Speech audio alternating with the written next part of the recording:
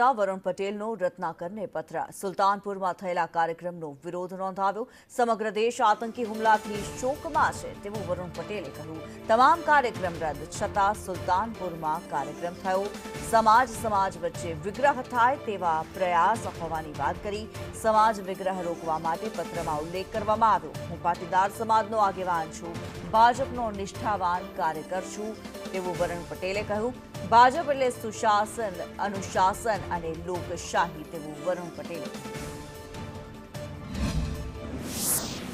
जय सरदार, वंदे मातरम, भारत माता की जय। भाजप एटले सुशासन, भाजप एटले संस्कार, भाजप एटले शिस्त, भाजप एटले अनुशासन, भाजप एटले लोकशाही અને ભાજપ એટલે લોકશાહીમાં માનનારી દરેક પ્રજાની પાર્ટી। ભાજપની બીજી પરિભાષા કોંગ્રેસ અને વિરોધી પાર્ટીઓ આપે છે કે શિસ્તબદ્ધ અનુશાસનમાં ચાલતી પાર્ટી।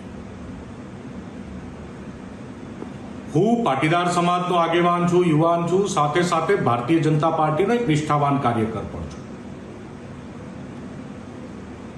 ક્યાંક ને ક્યાંક હમણાંથી એવા પ્રસંગો બની ગયા છે કે ભાજપની શિસ્ત, ભાજપના અનુશાસનને ભંગ કરવાનો ડાયરેક્ટલી ઇનડાયરેક્ટલી પ્રયત્ન થઈ રહ્યો છે।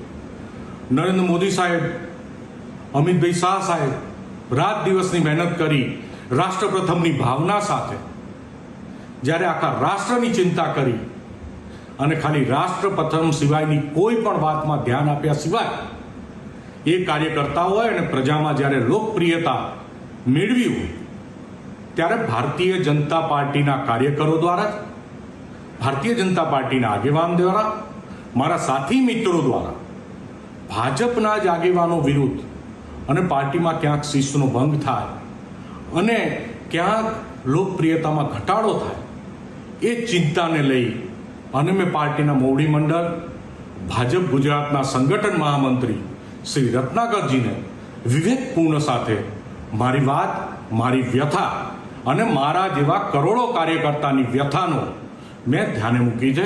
ખૂબ ખૂબ આભાર। ભારત માતા કી જય।